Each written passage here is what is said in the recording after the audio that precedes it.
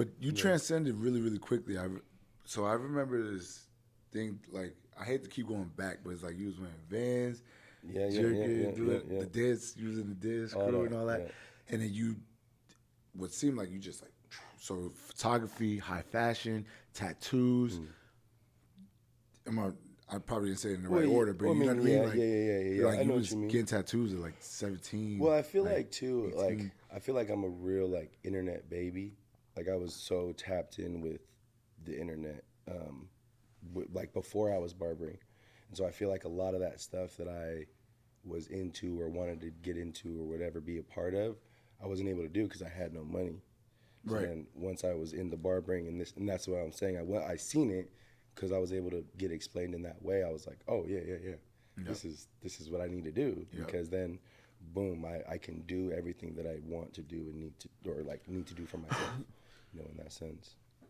Being the older cat too, is like, yo, I come back to y'all for the younger nigga game, bro. Y'all was the first one told me about black scale, and all that like fashion that Rocky was on. You know what I'm saying? Like, we already know how that transcended from him, and Travis Scott just bit his whole whatever. Right? You know what I'm saying? So like, it was just crazy, like seeing that, and then y'all rocking like Louis and Buscemi, bro.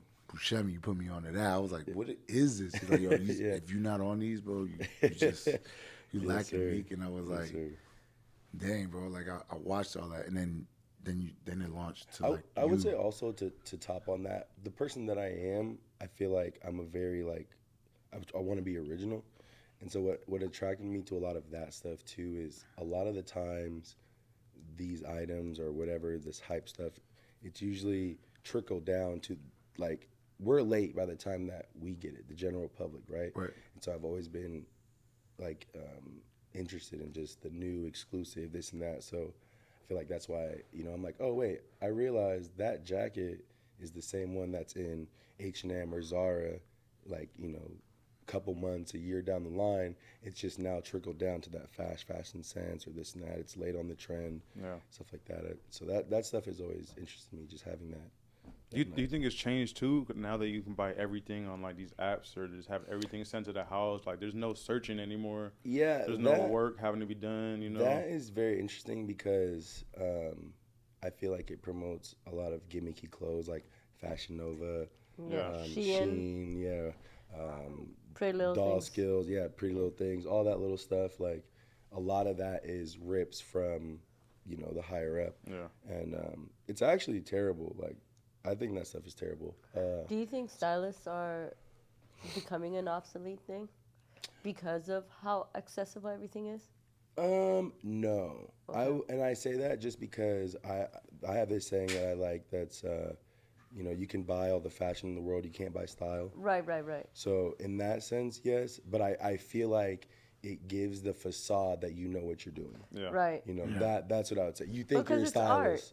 Exactly. And it's perception art. and Exactly. Yeah. And so that's why it sucks, because when you talk about stuff like this, you seem like a freaking narcissist or like, you know what I mean, elitist. You're like, oh nah, I feel the same way about shoes. It's like now it's like everybody's shoe head. You can have high schoolers, middle schoolers rocking the same thing you got. Yeah. I'm just like, Yep. When I was coming up, I had to go wait in the line. Yeah, no, that's true. In that sense, I do agree. The hype items are definitely more accessible because of that. And that's the weird thing is, right, I feel like we all wanted that. Yeah. There's everything that came with it. Like, you had to put work in or you had to know somebody. Is now, now that it's easy, we're pissed because it's like, man, I do remember standing in lines and doing this. I mean, even now, the reseller price is crazy. That is Resellers are going crazy with pricing where it's like, even if I wanted to buy, I'm not paying that. You know what I'm saying? I'm not paying. Yeah.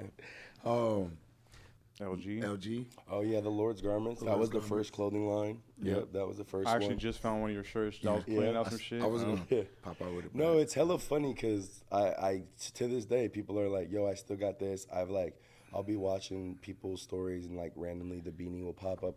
I honestly don't have like any of that stuff anymore. Man. It's got lost in translation. I want a beanie, so if anyone's got a beanie, like let me get that junk. I'll pay top dollar. Pay resale. I'll buy it back. I'll pay resale. I'm gonna pay I'll resale. give you more. I'll give you your money's worth. Yeah. It's vintage now. Yeah. Yeah, that was the first one.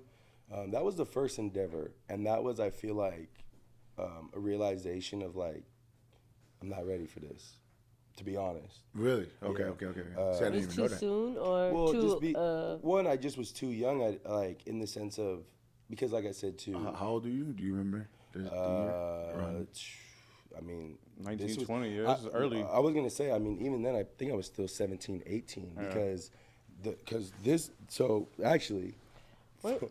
this is a sample from that brand. Yeah. That's why it has the Lords on it, and this is 2013. Oh, okay, yep. So that was when it got formulated, and then I was officially barbering in 2012.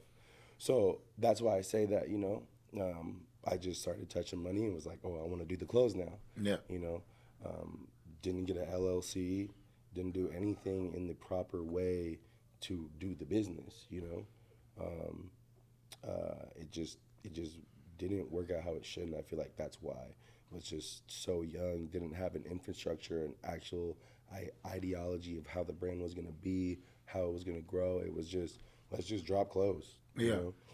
And sometimes you got to do that. I mean, you got to do that because you won't know how to do shit. You learn, exactly. Exactly, the imperfections make, the journey. And so that was that. It was a good run, though. I mean, a lot of people bought it. He was selling out too. I remember popping out like, "Yo, let me get a shirt." You'd be like, "Yo, I only have double XL." Yeah, This is this is when everybody's getting skinnier with the. I'm like, bro, I need a large, bro. Yeah. And it was cool too because back then those pieces, I try to put like a lot of idea and thought and detail into them. Like I feel like you don't really see double-sided beanies. Like I said, this was in 2013. It's not like I innovated that, but think about how many beanies do you see that are double-sided? Yeah. Not many. Yeah. Yeah, you know what I mean? You have the black on black raglan too. Exactly. That was the Black Dahlia. Yeah. That one was from, it was like, excuse me. It was from, what is that, Murder Case. It's a movie, all that. I mean, if you look up Black Dahlia, it's self-explanatory. But it's old Hollywood. 47. Yeah. 47 was 1947 was the year, but also I'm AK, so AK-47. Oh, okay.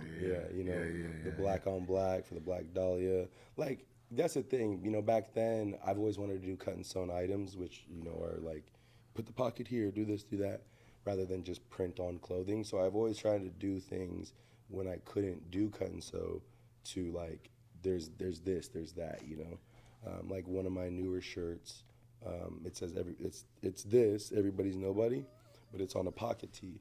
And it's the pockets on your left side.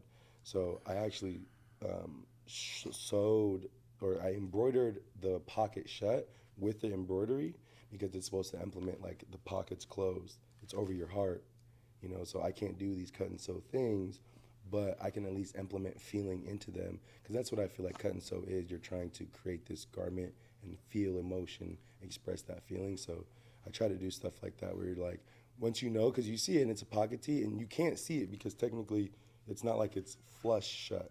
It's in the middle, so the top still looks open. But then once you feel it, you're like, huh?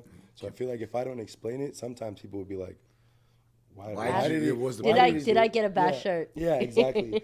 But that also creates the conversation, right? Mm-hmm. So if they're looking at it and they, what is going on? Yeah. Oh, it's everybody's nobody. It's over your heart. It's closed off, da-da-da. Plus, you can spin it however you want to, but that was like the premise of why I did it was like everybody's nobody. I'm just shut off. That's dope, man. So.